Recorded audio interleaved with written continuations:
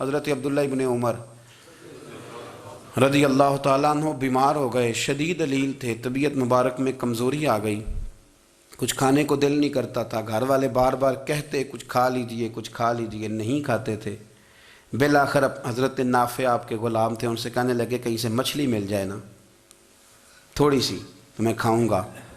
تو کہتے ہیں میں سارے مدینے میں ڈھونڈتا رہا، مچھلی نہ ملی، اگلے دن بھی ڈھونڈی تو نہ ملی، تیسرے دن بھی ڈھونڈی تو نہ ملی، تو فرمانے لگے یار بس چھوٹی سی خواہش ہے، کوئی فرض نہیں ملتی تو رہنے دے۔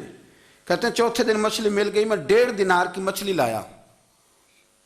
لا کے حضرت عبداللہ ابن عمر رضی اللہ تعالیٰ عنہ کے سامنے جو مچھلی رکھی تو آپ نے لقمہ روٹی کا توڑا تھا، مچھلی کو لگانے لگے کہ دروازے پہ فقیر نے آ کے آواز دی کچھ کھانے کو دو۔ تو حضرت عبداللہ ابن عمر نے روک لیا اور ہنسے۔ کئی دفعہ ہم بھی دیتے ہیں پر ہمارا چہرہ دیکھنے والا ہوتا ہے، اتنے ہم غصے میں ہوتے ہیں دے دیتے ہیں، لیکن جو چھلوٹیں ہوتی ہیں نا چہرے والی وہ گنی نہیں جاتی۔ ہنسے، فرمایا دیکھو میرا اللہ کتنا کریم ہے، وہ مجھے بچانا چاہتا، اٹھا بار دیا جا کے۔ تو خادم اب حکم کا پابند تھا، وہ لیت اللہ تو کر نہیں سکتا تھا، وہ گیا اور جا کے دے آیا۔ فقیر جب سارے محلے سے آٹا اکٹھا کر لیتے ہیں تو پھر ایک جگہ جا کے بیچتے بھی ہیں۔ دے آیا، وہ 2 گلیاں آگے گزرا تو میں پیچھے دوڑا گیا، میں نے کہا سچ بتا کھانی ہے کہ بیچنی ہے؟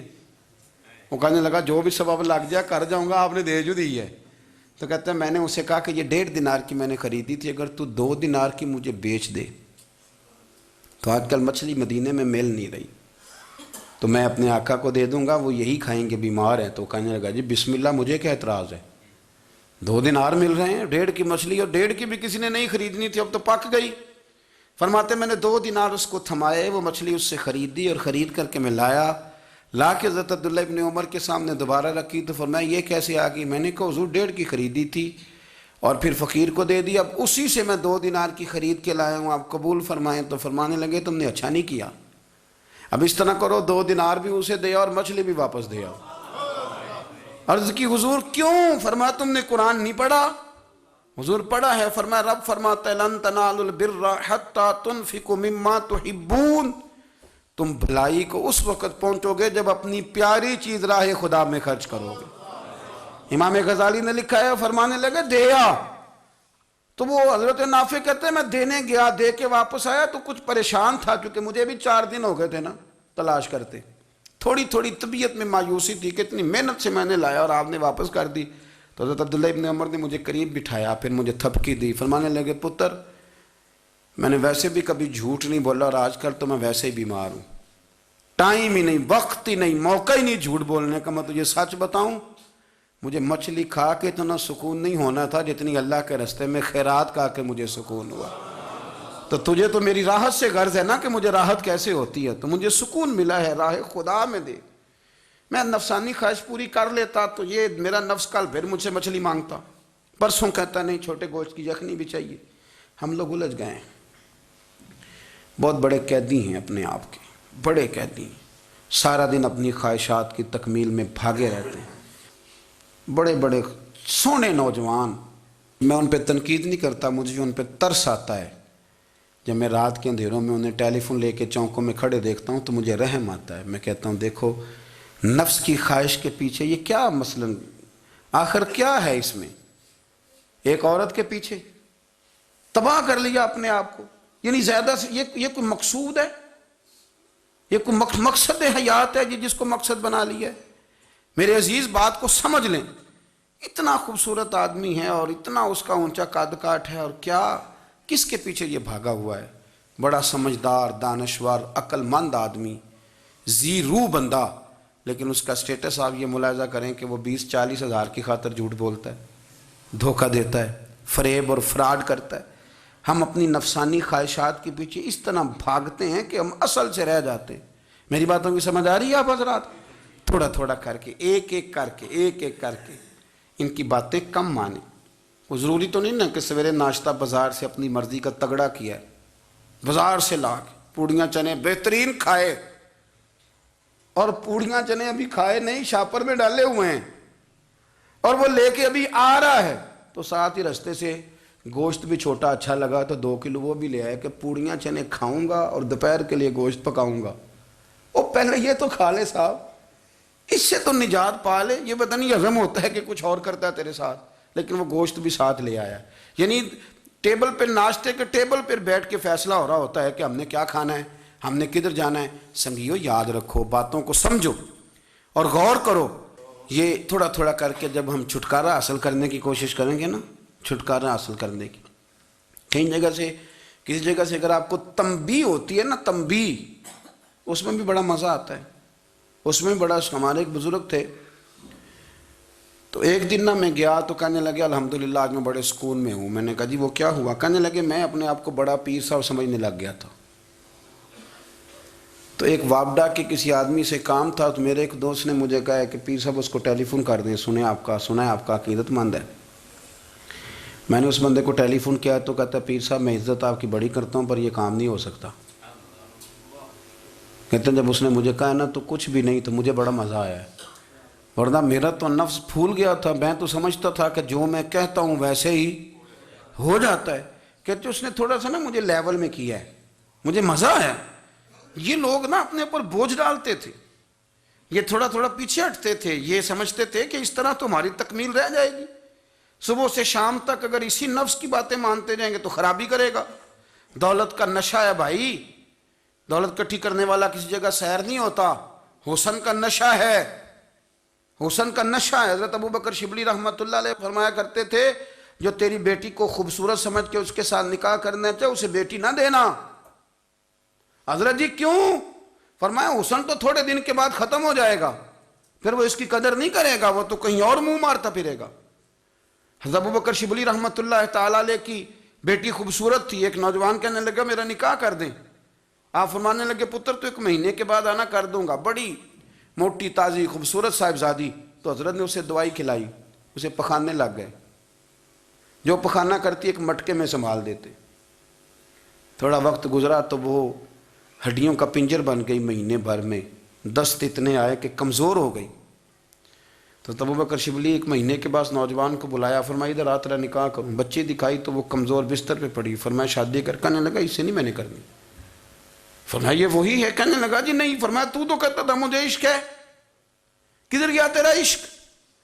کہنے لگا حضرت صاحب آپ کیسی بات کر رہے ہیں؟ فرمایا ادھر آ۔ پھر وہ مٹکا جس میں گند رکھا تھا وہاں لے گئے، فرمانے لگے تیرا اس کے ساتھ عشق تھا، یہ ہے تیرا عشق۔ فرمایا اسے تو میں 4 دن روٹی کھلاؤں گا پھر تندرست ہو جائے گی، لیکن میں دیکھنا چاہتا تھا کہ تو میری بیٹی سے پیار کرتا ہے یا اس کے چہرے پہ آنے والی کچھ وقت کے لیے سرخی سے پیار کرتا ہے، اس لالی سے پیار کرتا ہے جو جوانی کے وقت بچوں اور بچیوں پہ آتی ہے۔